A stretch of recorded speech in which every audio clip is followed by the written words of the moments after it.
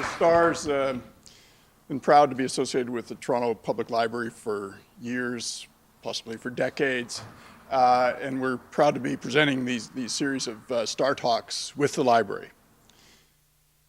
Tonight, you'll meet Dr. Christopher Spence, who's the director of the Toronto District School Board, and our City Hall columnist, Royson James. I want to introduce, first of all, Royson, who I've known for a long time, and he's just told me that he's a mad football player, as well as Dr. Spence. Royson's an award-winning journalist, and he's our urban affairs columnist for the Star, writing from City Hall. Much of his writing centers around community and celebrates the people and the ideas that improve and sustain this city. He's a product of the Toronto public school system, having attended Harvard Collegiate. He's worked for the Star for some 2 decades, covering all of the city's neighborhoods from Scarborough to Etobicoke. He's also been an editorial writer before becoming our City Hall columnist. He arrived in Toronto in 1969 and, in his own words, has been in love with the city ever since. Chris Spence is an educator, author, and former CFL football player. Since last September, he's been the Director of Education for the Toronto District School Board, coming here as serving as Director of Education for the Hamilton Wentworth Public School Board.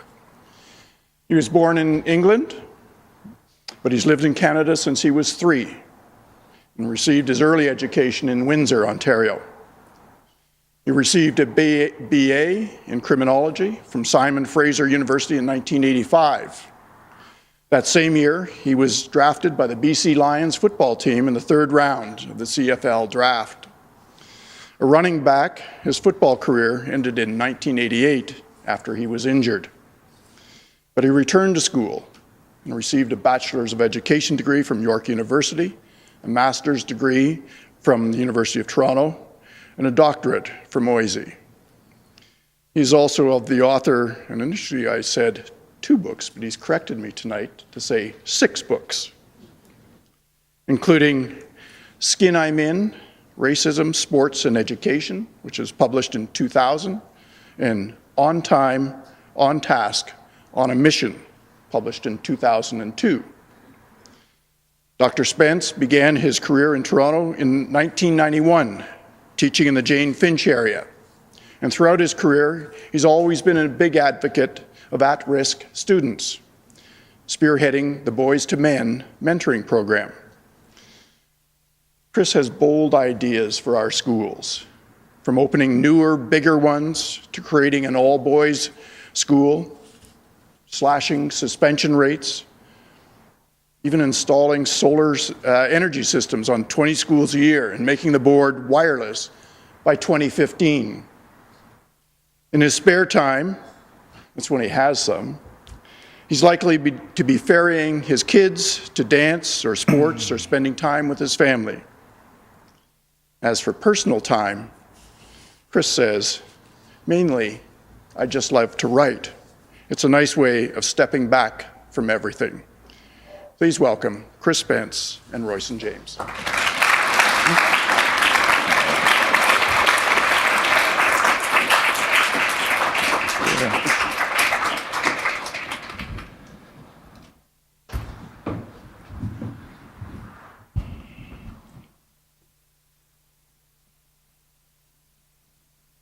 Good evening.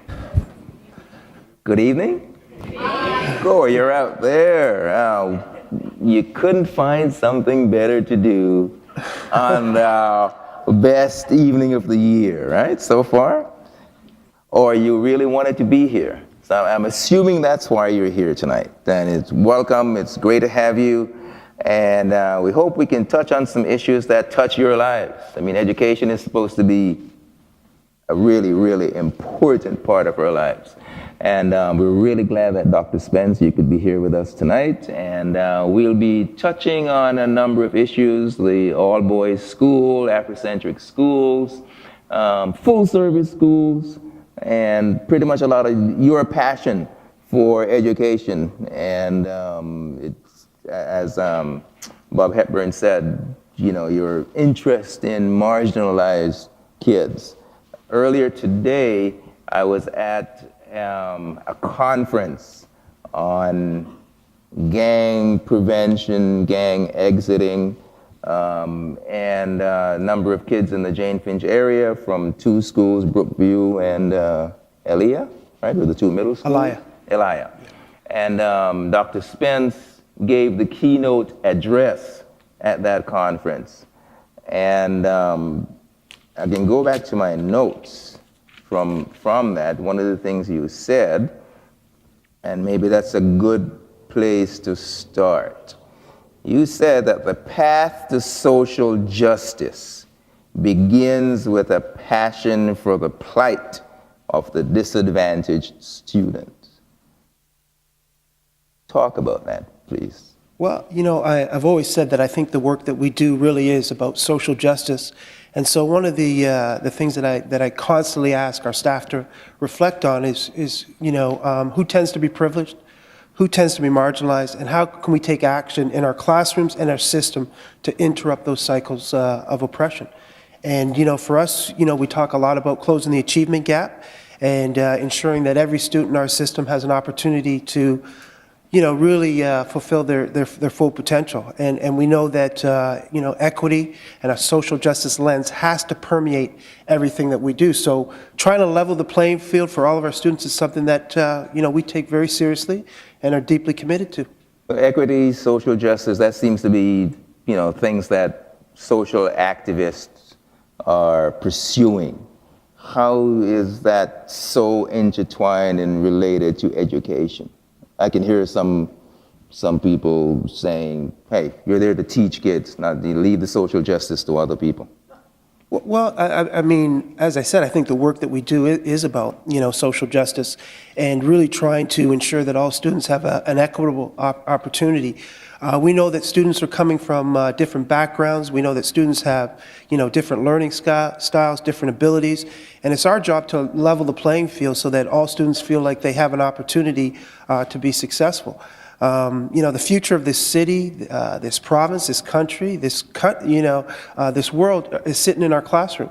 And we want to make sure that when kids come through our system, that they feel like, you know, they're going to get what they need to be successful. And I would say to you, that's, you know, one of the biggest challenges with the Toronto District School Board. We have, you know, 260,000 students. So, I mean, the opportunity is great, but the responsibility to touch those kids is also quite great as well. You mentioned earlier about the achievement gap and opportunities. Right. How does one relate to the other? There is a school of thought that says, well, people achieve what they set out to achieve. Yeah. And you know, my belief is that it's not even so much an achievement gap as it is an opportunity gap. And, you know, again, it's our role to ensure that all kids, you know, have an opportunity. And I mean, that's why, you know, I am so deeply committed to public education. It's a right for all students to come through our system and to, you know, and to learn and to grow and to find their passion and to, you know, be nurtured and develop so that they can be successful, productive members of society.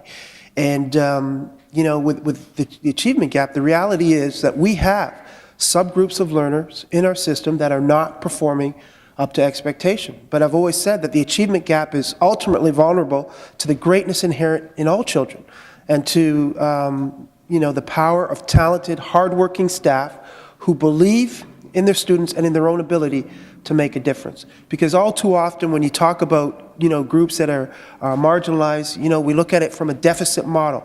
You know, they're coming in with all these deficits. So there's this, you know, subtle persistence of low expectations. And so we're trying to challenge that.